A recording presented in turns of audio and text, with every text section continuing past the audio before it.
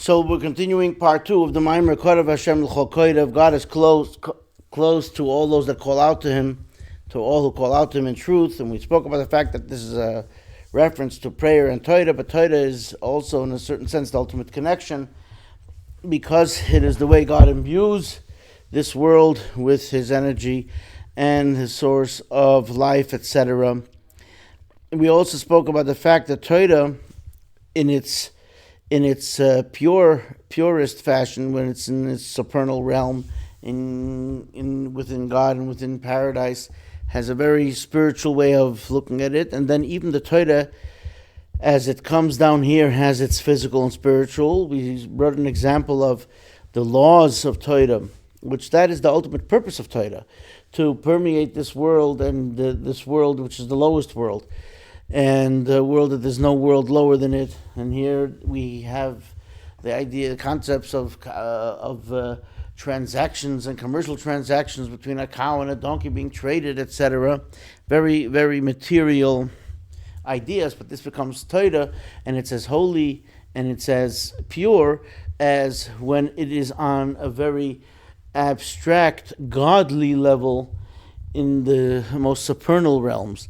Additionally, within our own life, we have to look at this as it's not just talking about a transaction of a cow and a donkey, but in our own life, the cow represents the bovine strength, like the ox, which can gore, and we need that for abstaining and negating things that we're not supposed to do, and abstaining from things that we shouldn't do.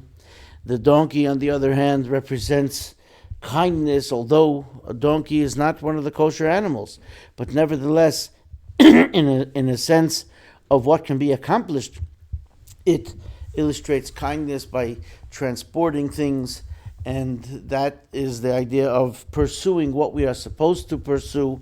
And then sometimes we have to pursue things and transfer that kindness into the realm of what may be considered usually something that necessitates the severity, and vice versa, that the strength has to be used to pursue the good things that we have to do when we needed some extra impetus, etc. And sometimes it's with kindness that we can abstain and lay off, and that's the idea of one who trades the cow with the donkey. So now we're going to do the second part of the Maimer. V'arei move on, shalim would be Gan Eden beruchnius inyanim, hu beifenayla shalei be'erech me'ashalim v'halacha lepeil, kifi shu be'elam hazatachten binyonim gashmim kivshutam. Now it's understood that when the way the Torah is studied in paradise and Gan Eden, in the spiritual sense, in the spiritual realms, is on a much higher level, in a not even to be compared, than the way that we learn the day-to-day laws of halacha in this lowly world, when it's talking about actual physical material things. Like when it says one who trades a cow for a donkey, when we're talking about a literal physical animal of the cow and the donkey. The imkain, so if that's the case, so maybe that Torah should be the focus, that should be what's the ultimate goal. The imkain any move on ma'winish, so if that's the case, that Torah is so high, so then why do they announce in paradise when upon someone's arrival, Ashli Mishabolakan, or in general, happy is the one who comes here with Talmud biyadai, and he comes along with all the Torah he learned, the way it's learned here in the physical world. That's his baggage. That's what he comes along with. The Hainu Talmud Shalom Beilam Hazedavka, specifically what he learned here. Ubeye said, and move on, and even more so, it's not understood.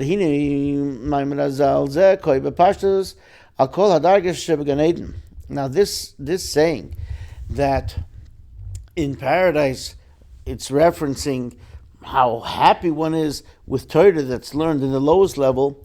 Really, that's said in all levels of paradise. Paradise in and of itself has many, many levels. So, so This comes from the highest, loftiest level in the most supernal paradise. Even though generally speaking we say that paradise, Gan Eden, is only divided into two levels, into two ways, on the lower paradise and the upper paradise. But when you get into a more detailed analysis, each one of those two is divided up into a multitude of levels. And like the Alter Rebbe says in the Tanya, in the Igeres HaKodesh, the Holy Epistle, Sheyesh kama v'kama mailis u'madreges gan eden zela mailim mizeh adruma mailis. He says it explicitly. There are many, many levels of the Gan Eden. Each one is higher than the other one, to the peak, to the pinnacle of heights. So now they're saying that when somebody would reach that pinnacle, that high level in paradise, that's wonderful. That means he earned it. That means somebody is on such a lofty level. And nevertheless, he could have gotten there, but they didn't say, hey, but he has a bonus because he got here with the Torah that he learned on the lowest worlds. The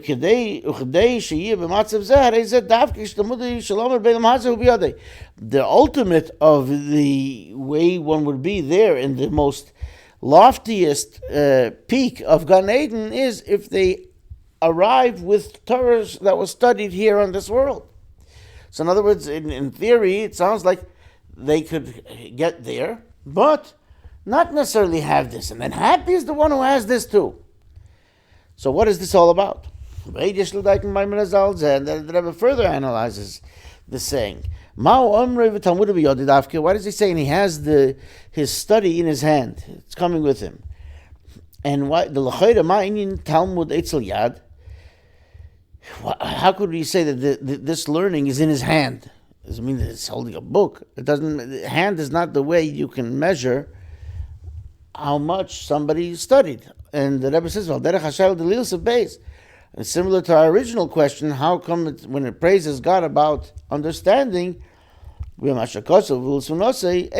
says it can't be counted. But understanding is not something that is quantifiable.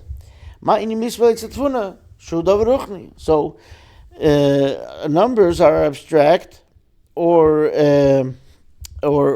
they're a description of things that are able to be divided into many parts. So what will they have to do with understanding, which is quite abstract and spiritual? The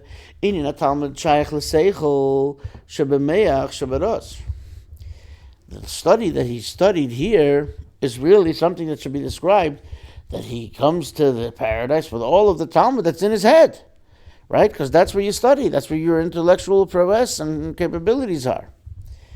In the brain, in the head.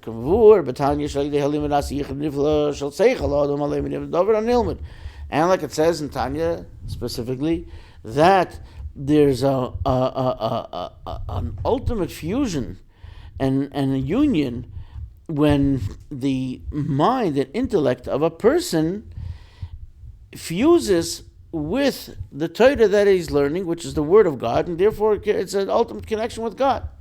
Now, the Rebbe says that although ultimately, since the mind is the center and the control of the whole body, so therefore the study goes from the head to the whole body, and it affects the whole body, because the whole body is connected and the nerve center of the body is the head. But ultimately the Torah study in and of itself is in the mind, in the intellect, in the head. But afterwards, then the head, of course, controls the body. But the Rebbe continues, it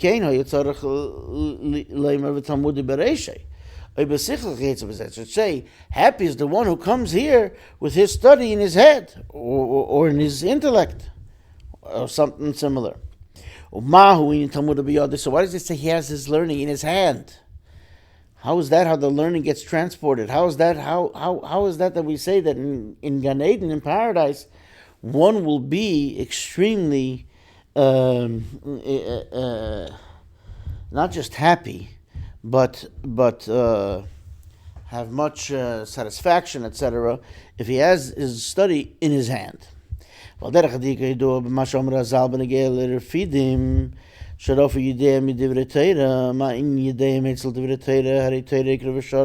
similar question.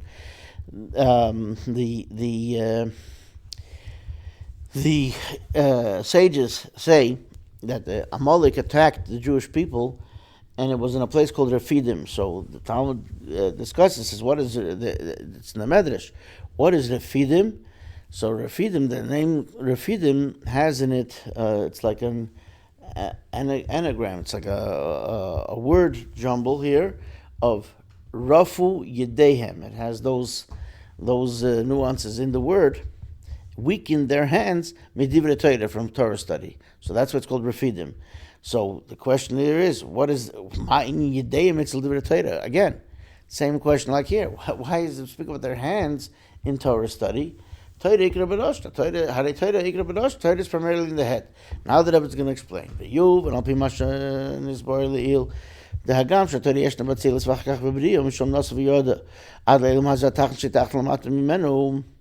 According to what we've discussed already earlier in the Maimer, that although the Torah is in a very deep, esoteric, abstract fashion, in the most spiritual, highest realms of the worlds, in Atzilus, and afterwards, V'achakach, in the world of creation called Bria, and from there it travels and descends till this lowly world that there's nothing lower than it. Nevertheless, that doesn't mean that the Torah was diminished, heaven forbid. On the contrary, the primary revelation of Torah is when it's here on this world. And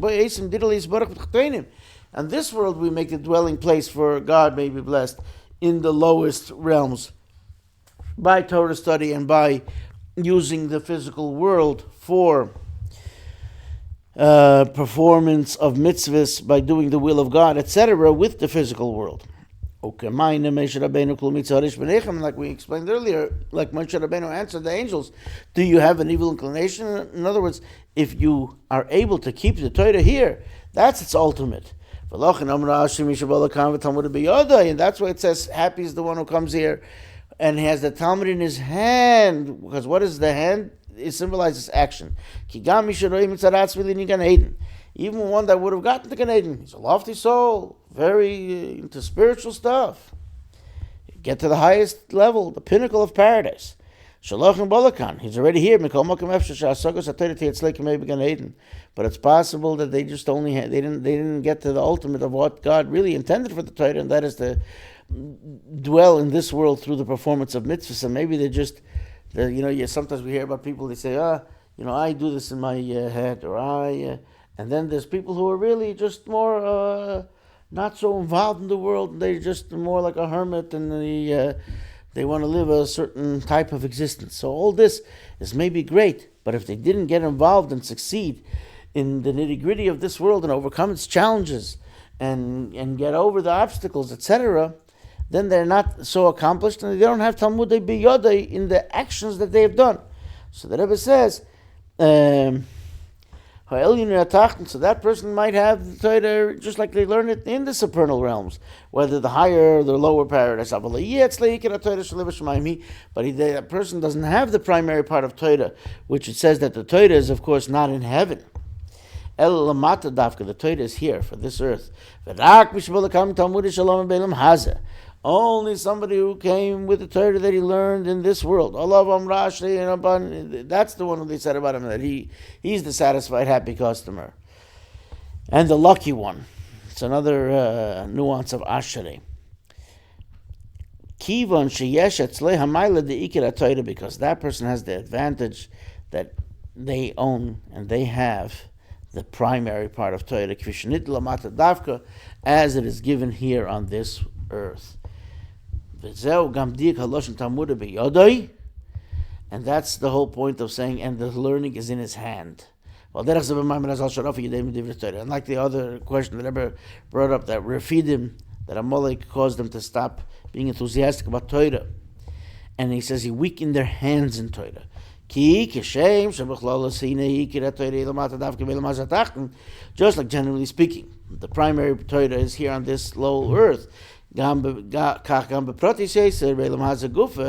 Similar, also in more detailed perspective, in the world itself, the primary Torah is revealed in how it is carried out, how it's performed, what is the action of Torah, how one goes about the day-to-day life. Talmud biyodei, that means their learning is in their hands, and how they affect their life, and how they live their life, and how the things that they do are in a Torah method, not only methodology, but a Torah way of life. And this is what the sages tell us, this is a very interesting idea, which the Rebbe discusses in several places. The Talmud itself has a discussion, what's greater? Is it the action or the study? And then the Torah, it says that the study is greater because it brings to action. So if so, what's the great part of the Torah? That it brings the action. So that means the action is also primary. So, ultimately, that means the ultimate goal of the Torah and the truth of the Torah study is when it brings about the action, and that you live it. You don't just talk the talk, but you walk the walk, and it brings you, not only you do the mitzvahs that are in the Torah, but it turns you into a person that acts like a person who was affected by Torah.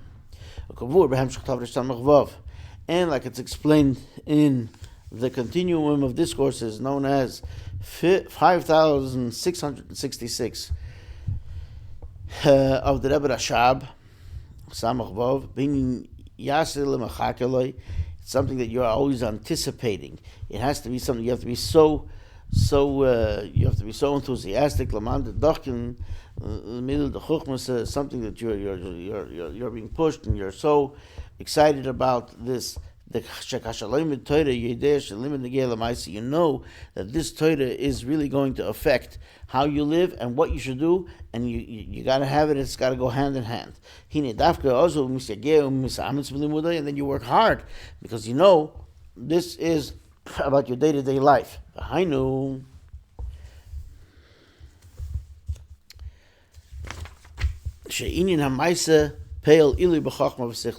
And once you know, and your goal is how you're going to live your life, so then it comes out that the way you're going to live your life makes you learn better. So that means that the action improves how you study, and it improves your wisdom, and it improves your intellect. That's why it says when Mashiach comes, then it's really the act is going to be greater, because we're going to live. It's going to be a different way of life totally. Because the great living and seeing and experience that we're going to have when Mashiach comes, we're able to see God, then that'll be an impetus and a catalyst for us to study on such a much higher level and to see godliness. And just like we've explained here in the Maimer, that the primary revelation of Torah is in the lowest realm. In this itself, it's primarily how we draw it down from the supernal realm to the lower world. And the primary thing is not to elevate the world to supernally, but to permeate this world with the godliness. Generally speaking, there are two ways in the Torah. To draw down from the supernal realms to the lower realms, and then to uplift from the lower to the supernal. in the Ten Commandments, which are, we mark on Shavuos when the Maimer was taught,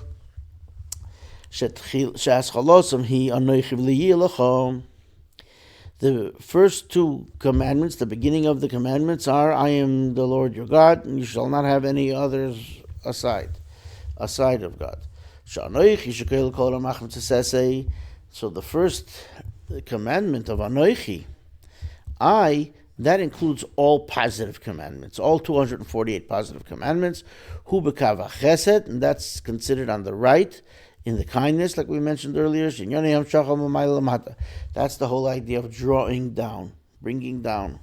The second commandment, which includes all 365 negative precepts, that's already in the realm of the severity and strength. That's the idea of lifting up, take strength, to uplift from below to above.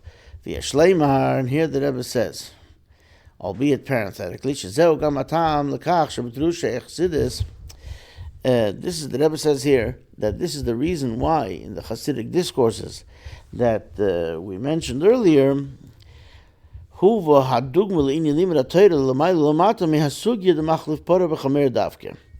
that the example given about the way Torah is learned in the supernal realm, and it's the same Torah, but just different different things that are being described. So what is the example that is brought? The story of the one who trades a cow for a donkey, and specifically that story. There are many stories in the Talmud that could have been used as the example. But the Rebbe says that when Chassidus wants to explain a concept and say how it is in the spiritual, like what we talked about here at the beginning of this second part, we summarized it, because it's a general idea in the whole Torah mitzvah, that it's divided into the two realms of right and left, kindness and severity. And like we said, the donkey is symbolizing the kindness, and the cow, the severity. But I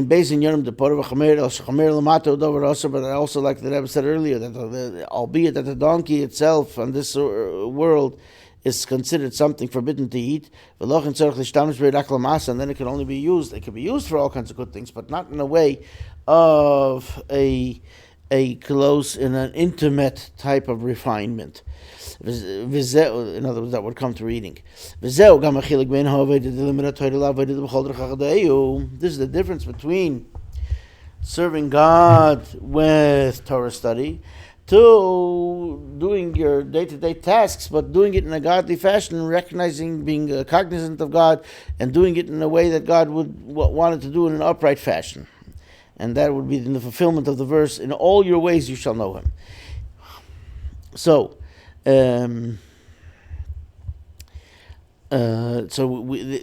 what would the focus be, and which ones are we using?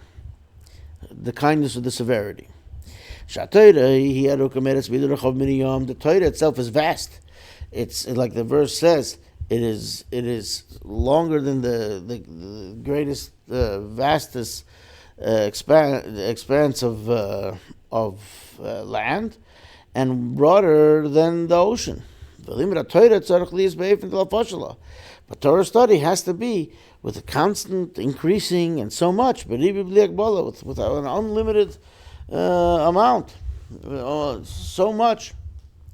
That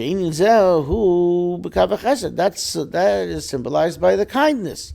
Give. In other words, growth and multitude, and a lot, and just multiplying. That's drawing down from above to below.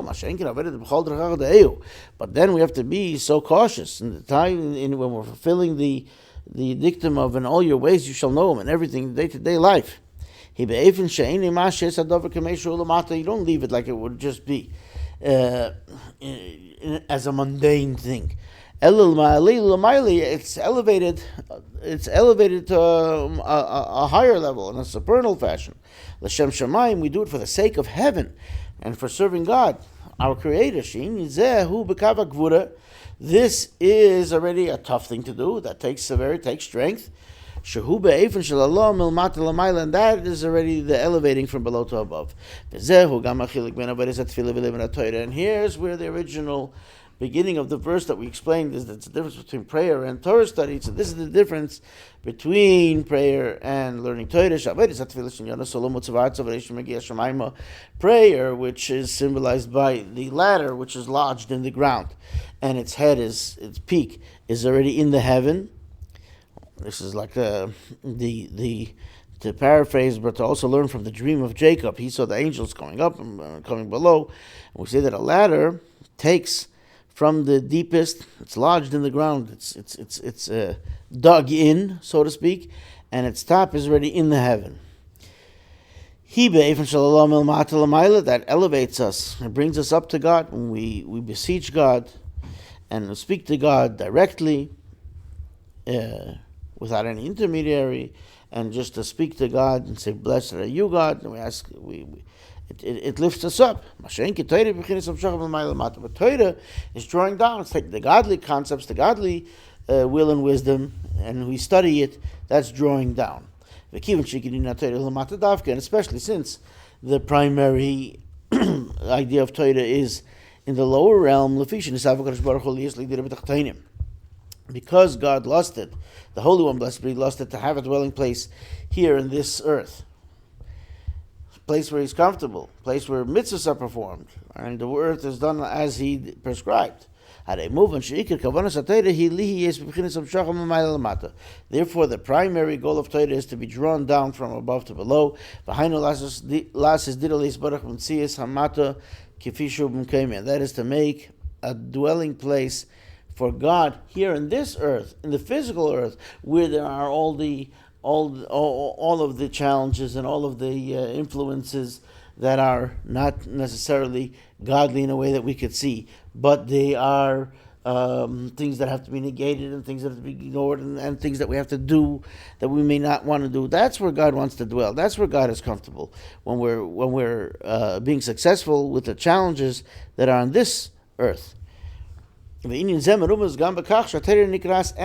the Torah is called truth, emes. And in that verse, he says, to everyone who calls to God in truth, truth is Torah. Why? This is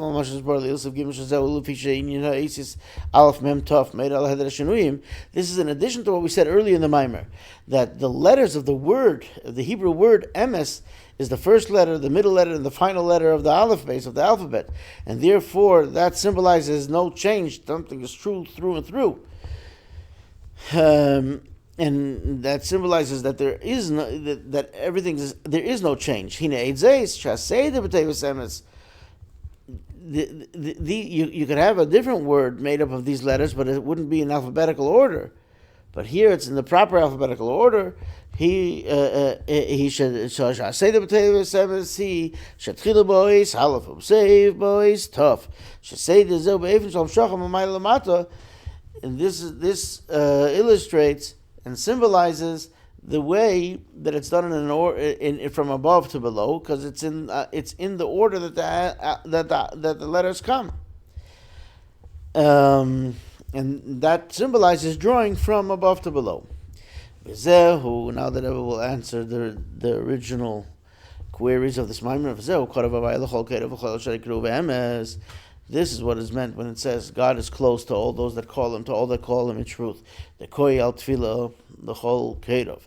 That is a reference to both prayer, all those that call him, that's prayer. But Torah, Asher Kruv Emes, those that call him in truth. Again, the truth is a reference to Torah. The Kivan Shatfilah Bechinis Halom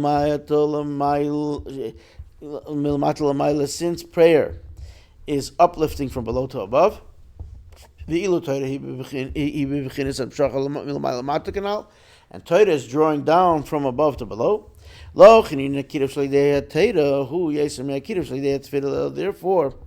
the way that God draws us and the way that we can come closer to God, that happens through Torah, is more than through prayer. Because ultimately we're fulfilling God's ultimate plan, goal, and wish to have a dwelling place here, and that comes to the Torah coming down. Shehi b'chinas hamshacham v'mayla lamata, which is being drawn down, the Torah. But nevertheless, what's mentioned first in the verse? Tefillah, correct. Tefillah, prayer. And everything in Torah is precise, specific. In other words, even though Torah is the ultimate, it comes second. Why? Because in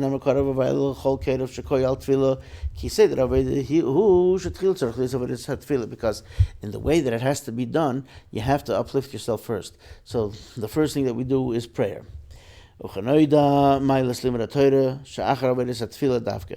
And as the sages explain, and Chassidus explains, how the Torah is so much greater after you prayed, then your Torah is even better.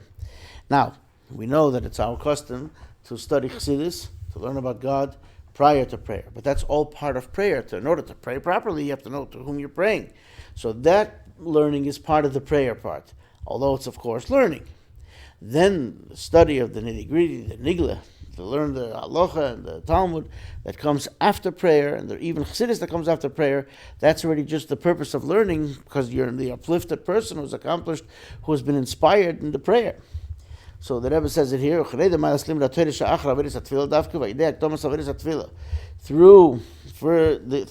preparing by serving God through prayer, then you come to the ultimate, being close to God, to the Holy One, blessed be He. The Torah that is accomplished through Torah study, the rest of the end of the verse, that call Him in truth. Ultimately, this Torah also affects the prayer, both the prayer that was earlier and the prayer that will be following. And this brings fulfillment in mankind, and through the mankind and humankind in the whole world. He fulfills his serving God in the three pillars upon which the world stands. Torah, avoida. So Torah, then it says serving God. Zut tefillah, that's a reference to prayer. Ogemilas chasadim, benevolence. Shahu inyan hashalom, that's the peace. Shenasa gamay de limit Torah, which also happens through Torah study. Shariat Torah nitna shalom ba'olam. The Torah was given to bring about peace on earth and in the world, like the Rambam says in the end of the laws of Hanukkah. And therefore, he says the candles of Shabbos, which is to bring peace in the home, is a priority over the candles of Hanukkah, which brings the spiritual understanding. Because ultimately the whole Torah is to bring peace. This idea of that call Him in truth through Torah. And the way it is, if we look at when is the focal point of this in the different times in the year, and the Hebrew word for Shana means changed at different times. When is the primary time that comes down? That comes through on the festival of Shavuos, the time when the Torah is given. From there we can draw it into the rest of the year. In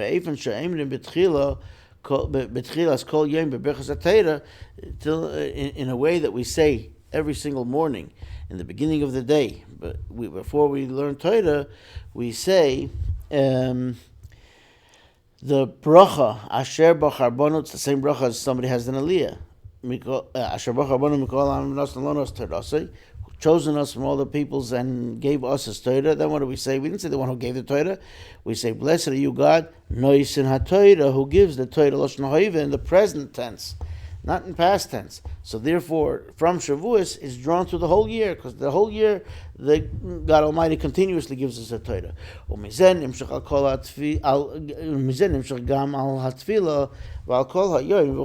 here, it also goes to prayer and everything else that is done in the day. And then the Rebbe finishes up here. And may be the will, may be the will of God.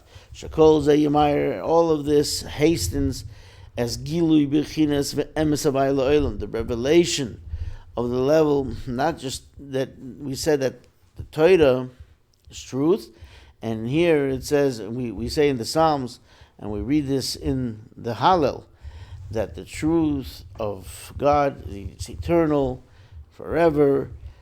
So that this revelation of this and there it's called emes again, truth, like we refer to Torah in this mimer, ad b'chinas emes lamitoi, to the extent of the ultimate truth, the truth in its truest fashion.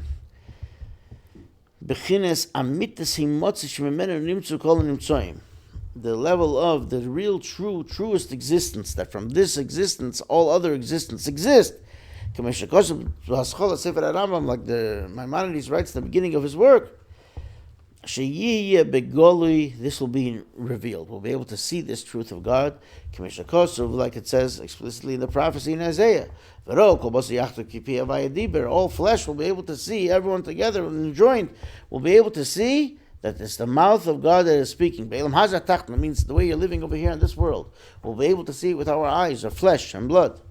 That's where the primary resting of God will be present. His presence will be here. The ultimate dwelling for God here may be blessed. To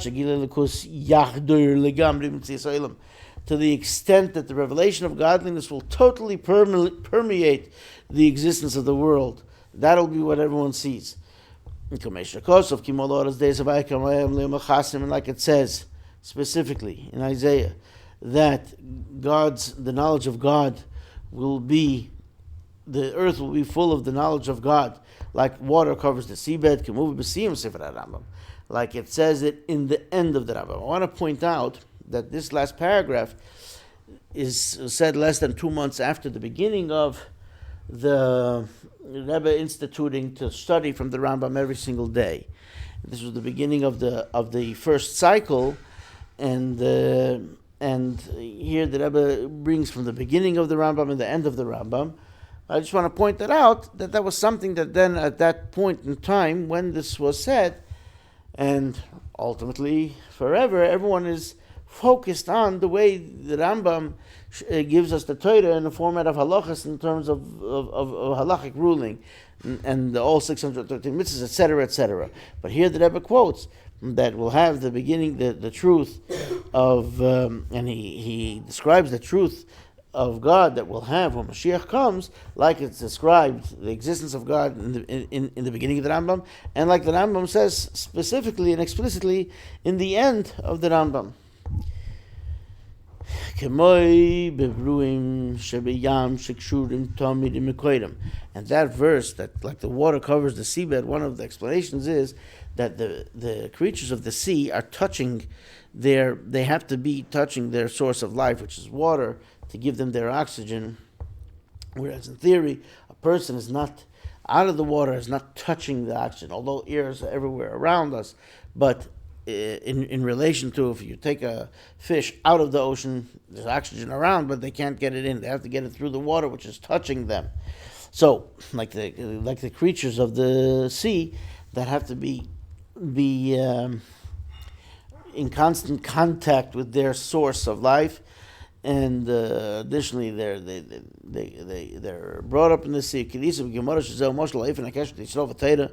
And like the Gemara says that this is how Jews are connected to Torah, like fish are in the sea. They're just touching. It's one solid, constant, continuous bond. That's what's going to be in the whole world. Both in the small world, which is a reference to the human being, that will have this revelation and see godliness. And in the world, the whole world, everything, simply put. And God will have sovereignty, and that everyone will be able to recognize and see God's dominion ruling the world. Amongst all those that dwell in the world. And will have the fulfillment of the promise in Zephaniah chapter 3. Then I shall turn to all the peoples, all the nations, with a clear tongue and a clear language. To call all of them in the name of God, to serve Him all together. The true full redemption, but made mamish speedily in our days, actually so.